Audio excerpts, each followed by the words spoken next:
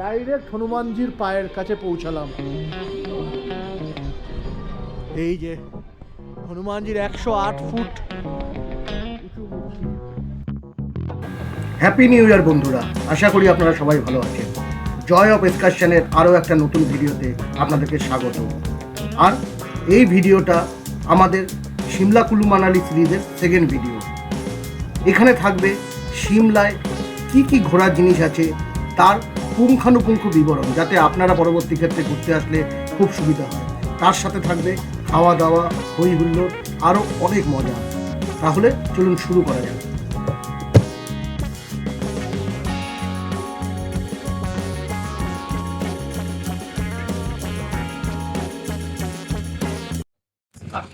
আমরা পৌঁছে গেছি Delhi and our tour begins now.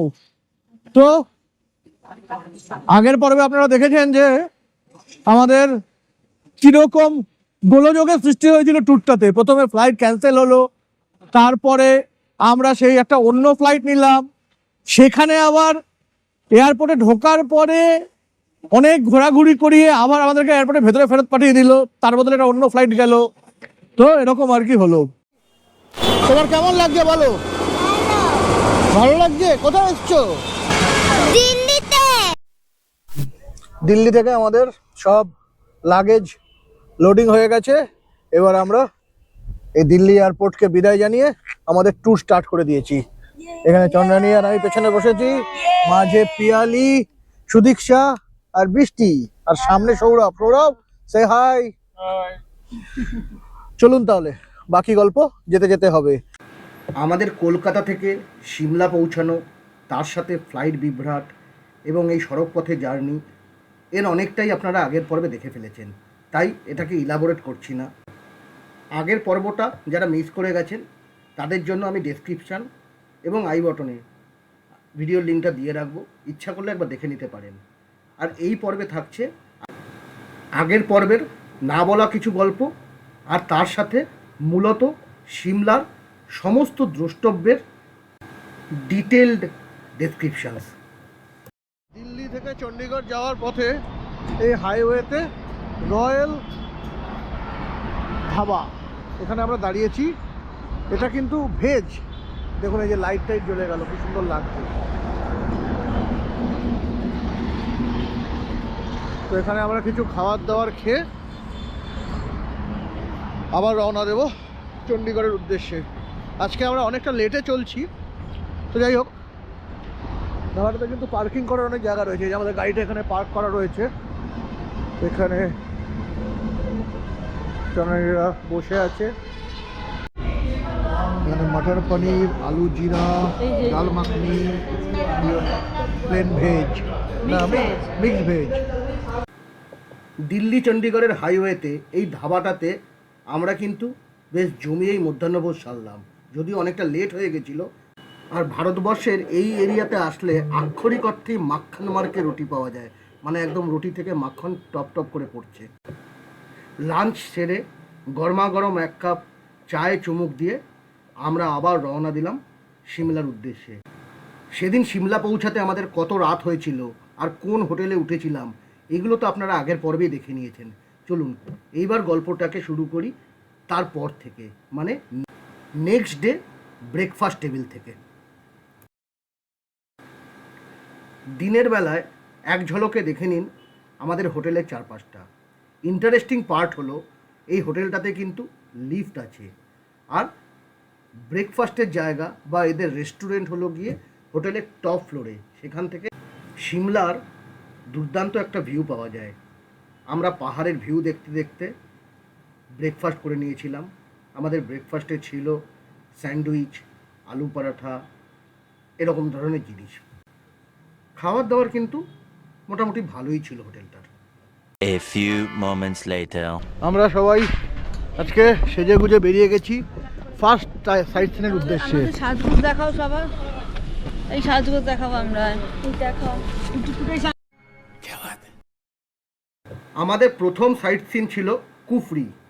আমরা কুফরিতে এবার ঘোড়ায় চড়িনি, ঘোড়ার ভিডিও আপনারা আগের বার দেখেছেন। আমরা এবার একটা 4x4 গাড়িতে কুফরিতে গেছি। আমরা এখন এসে গেছি কুফরি। এই কুফরিতে এরকম বিভিন্ন রকম অ্যাক্টিভিটি হচ্ছে।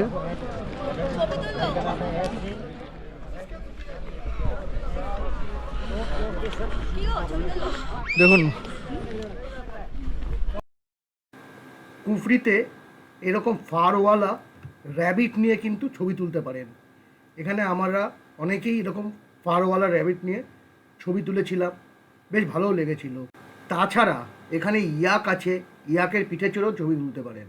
এরকম বিভিন্ন রকম অ্যাক্টিভিটিস কিন্তু এখানে করতে পারেন। চলুন কুফরিটা ঘুরতে ঘুরতে কুফরি সম্বন্ধে কিছু গুরুত্বপূর্ণ তথ্য আপনাদেরকে দিয়ে রাখি। কুফরিটা কিন্তু আমার মতে বিট ওভার হাইট।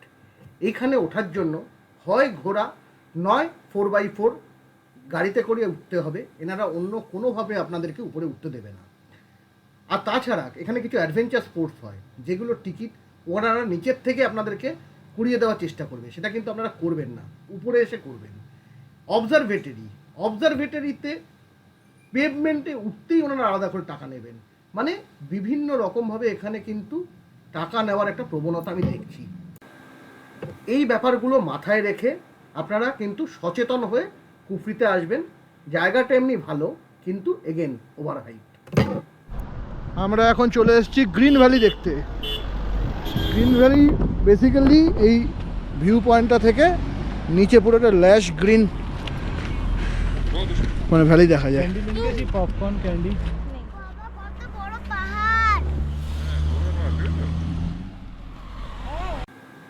এবার আমরা এগিয়ে চলেছি একটা নবনির্মিত টানেলের মধ্যে দিয়ে আমাদের পরবর্তী ডেস্টিনেশন জাকু টেম্পলের উদ্দেশ্যে।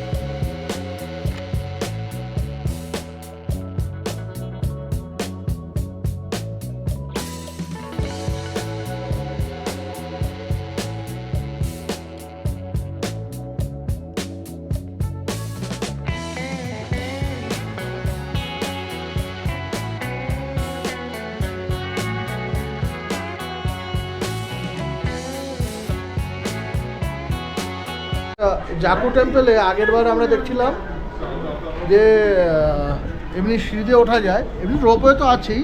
আর এখন দেখছি এবছর দেখছি একটা এসকেলেটার চালু হয়েছে। এই যে এরকম এসকেলেটার যেটাতে টিকিট করছে 20 টাকা করে, 20 টাকা করে এসকেলেটারের টিকিট কেটে আমরা যেতে পারি। এসকেলেটারের টিকিট দেখিয়ে আমরা এসকেলেটারে করে উঠে গেলাম। তাহলে কি হলো, এই সিঁড়িটা আর হাঁটতে হলো না, অনেকটা সিঁড়ি হাঁটা বেঁচে গেল, তাই না বলো? অনেকটা সিঁড়ি হাঁটা বেঁচে গেল। এটা কিন্তু আগের বার ছিল না, এটা নতুন হয়েছে।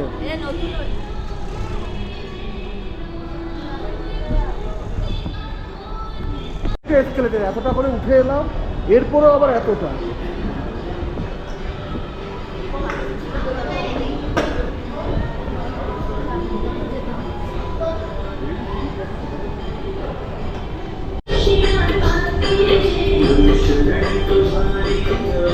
রোপওয়েতে এই এসকেলেটারে করে এসে ডাইরেক্ট হনুমানজির পায়ের কাছে পৌঁছালাম।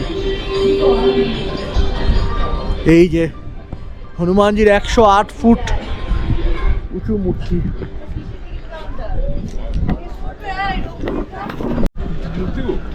এটাই তো দেখতে আসেন।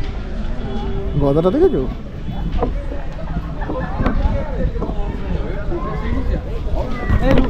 এখন ঘুরে বেড়াচ্ছি জাকু টেম্পলে। এটা হলো অরিজিনাল টেম্পলটা, আর এই হলো হনুমানজির মূর্তি।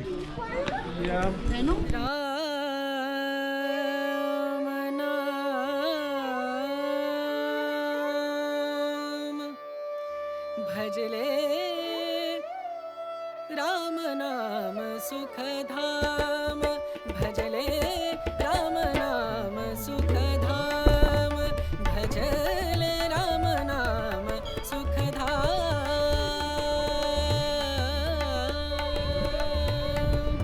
तेरा पूर्ण हो सब काम, तेरा पूर्ण हो सब काम, भजले। জাকু টেম্পল দেখে আমরা জাকু টেম্পল থেকে সিমলা ম্যাল অবধি আমরা রোপওয়েতে করে নেমেছিলাম। আপনারা চাইলে ওখান থেকে রোপওয়েতে করে উঠতেও পারেন। তবে এই জাকু টেম্পলের রোপওয়েতে করে ওঠা বা নামা যে কোনো একটা অবশ্যই করবেন। এটা কিন্তু হাইলি রেকমেন্ডেড। সিমলায় আসলে এই জাকু টেম্পলের রোপওয়ে কিন্তু একদম মিস করবেন না। রোপওয়ে থেকে দুর্দান্ত সিনিক বিউটি পাওয়া যায়।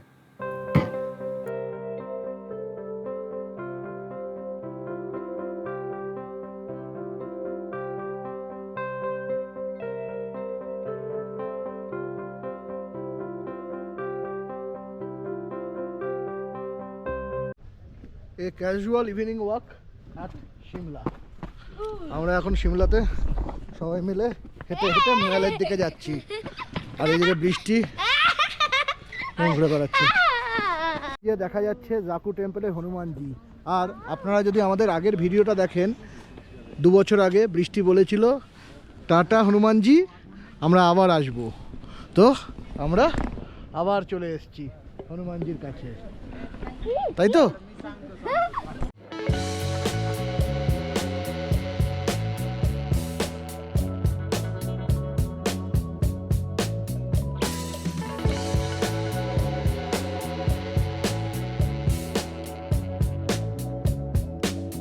আজকে হলো 21 তারিখ, 21শে ডিসেম্বর 2025, ক্রিসমাসের জাস্ট আগে পুরো ক্রিসমাস ভাইবে সাজানো হয়েছে সিমলা রিজ। ক্রাইস্ট চার্চটাকে দেখুন কি সুন্দর লাগছে দেখতে। আর এদিকে আকাশটাকে দেখুন, এই যে ক্রাইস্ট চার্চ।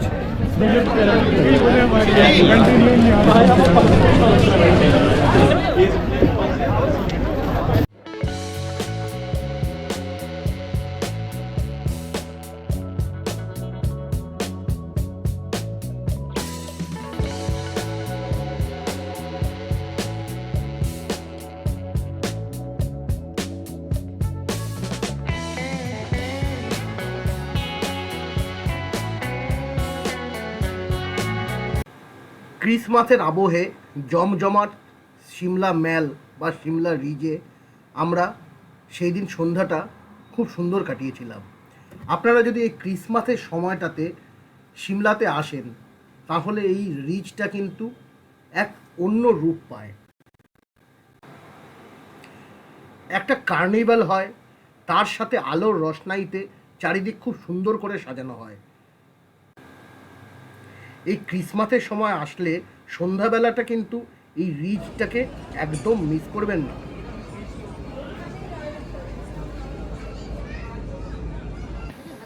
সিমলা রিজ দেখে পায়ে হাঁটা পথে আমরা পৌঁছে গেছিলাম সিমলার আরও একটা অন্যতম দ্রষ্টব্য স্থান সিমলা কালীবাড়িতে। আর রাত্রিবেলায় কালীবাড়িতে সন্ধ্যা আরতি হচ্ছিল, দুর্দান্ত লাগছিল। কালীবাড়িতে কিন্তু আপনারা ইচ্ছা করলে থাকতেও পারেন এবং এখানে কিন্তু খাওয়া দাওয়াও করতে পারেন। আমরা এখন এসে গেছি সিমলার সংকটমোচন মন্দির। এখান থেকে পুরো সিমলার ভিউটা পাওয়া যায়। ওই যে দেখো পতাকা উঠছে, ওটা হলো রিজ। সিমলার সংকটমোচন মন্দিরটা কিন্তু একটা অন্যতম দর্শনীয় স্থান। আমার এই মন্দিরটা খুব ভালো লাগে। প্রথমত হলো মন্দিরটা ইটসেলফ খুব সুন্দর। প্রথমে ঢুকেই গণেশজির মন্দির আছে, তারপরে অনেকগুলো মন্দিরকে পার করে ভগবান রামের মন্দির আছে, তৎসংলগ্ন হনুমানজির মূর্তি তো আছেই। সর্বোপরি জায়গাটা কিন্তু অসাধারণ। মানে এই পাহাড় থেকে বা এই টেম্পলটা যেই পাহাড়ে আছে, সেখান থেকে সিমলা শহরের দারুণ একটা ভিউ পাওয়া যায়। তার সাথে রামজি আর হনুমানজি তো আছেনই আপনাদের মন ভালো করে দেওয়ার জন্য।